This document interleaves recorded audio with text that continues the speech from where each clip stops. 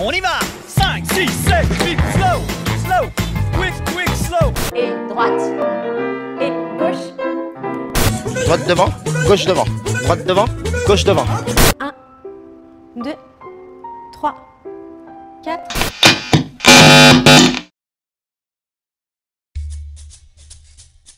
Bonjour et bienvenue dans Évidence, un tout nouveau podcast qui va littéralement vous faire swinger.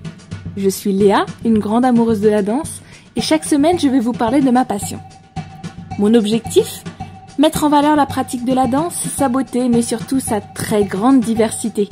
Entre la valse, le breakdance ou encore la bachata, il y en aura pour tous les goûts. Pour m'accompagner, je recevrai des invités qui, je l'espère, vous transmettront leur passion. Allez, en piste!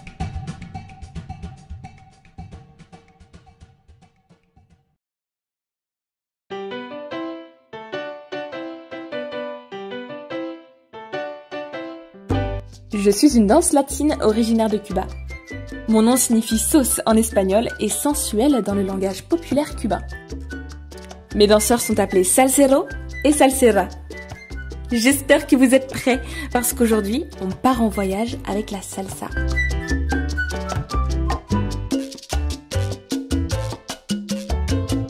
À la fois genre musical et style de danse, la salsa telle que nous la connaissons aujourd'hui est un mélange de divers rythmes latinos tels que la rumba, le mambo, le cha-cha-cha et j'en passe. Mais elle se popularise vraiment au début des années 60 lorsqu'elle se mêle aux rythmes américains et européens. Quand la salsa apparaît dans les quartiers hispaniques de New York, elle connaît un franc succès. C'est alors avant tout une danse de rue. Rapide et énergique, elle déchaîne un véritable engouement dans l'Amérique des années 70 et 20 ans plus tard, elle s'exporte en Europe puis dans le monde entier et connaît le même succès. Devenue indémodable, la salsa se danse généralement en couple mais peut aussi se pratiquer seule, bien qu'elle soit considérée comme une danse sociale.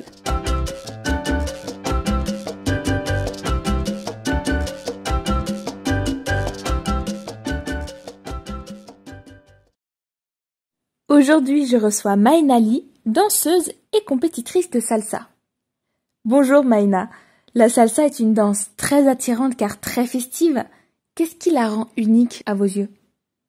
J'ai la chance d'avoir quand même un parcours de danse sportive, donc tout ce qu'on voit dans Danse avec les stars, donc de danse plus comme cha-cha, samba, paso doble, rumba, jive.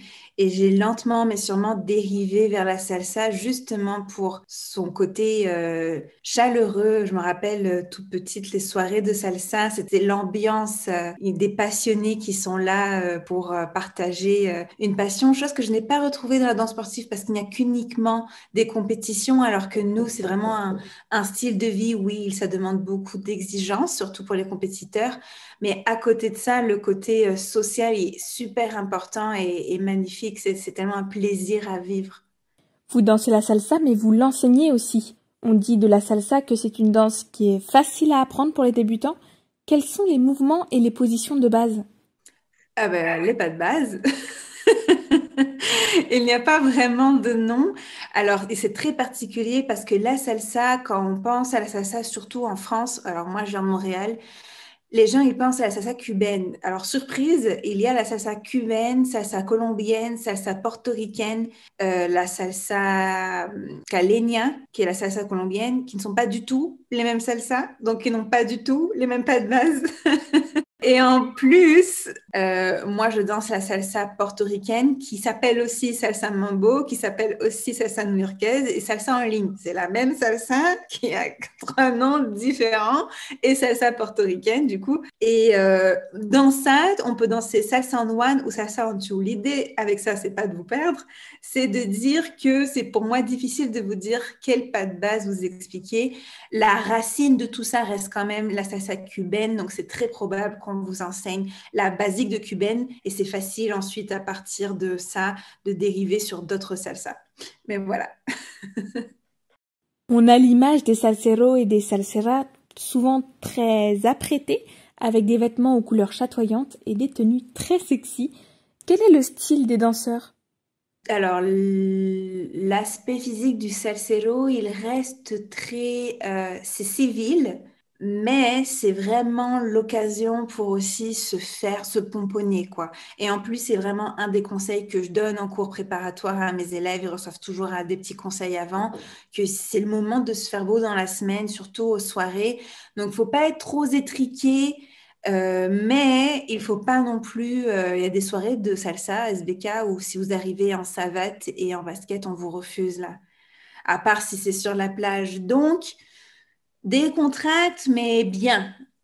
C'est le moment de se faire beau. En plus, on a quand même un peu d'ego dans la danse. Donc, on est là aussi pour se faire voir. Ça fait partie du jeu. Donc, voilà. Quels sont les muscles qui travaillent le plus quand on danse la salsa?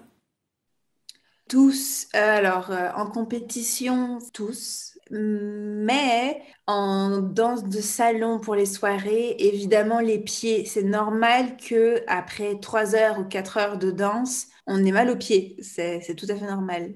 Donc, je dirais les pieds. Ok, maintenant la question habituelle. Pourquoi et pour qui recommanderiez-vous cette danse? C'est une question que j'ai moi-même posée en faisant mes podcasts, pour le coup, à plusieurs entraîneurs et plusieurs athlètes. Et en fait, les raisons sont diverses. Soit ça va être pour raisons sociales, donc les gens qui se sentent seuls et qui aimeraient faire de nouvelles rencontres. Soit ça va être pour une raison physique, les gens veulent bouger et sont un peu fatigués par un style de vie sédentaire où ils sont au travail, ils sont souvent assis. Souvent, c'est en rajoutant une activité physique.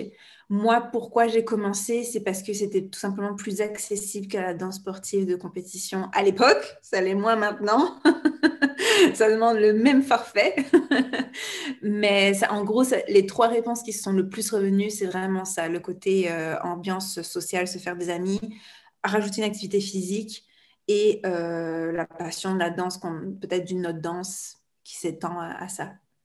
En plus, je tiens à préciser, en France en tout cas, c'est rare qu'on ait des soirées salsa. Donc l'avantage, c'est que vous apprenez souvent 2 danses en une ou 3 danses en une, parce que les soirées, c'est souvent soirée salsa bachata kizomba ou soirée salsa bachata.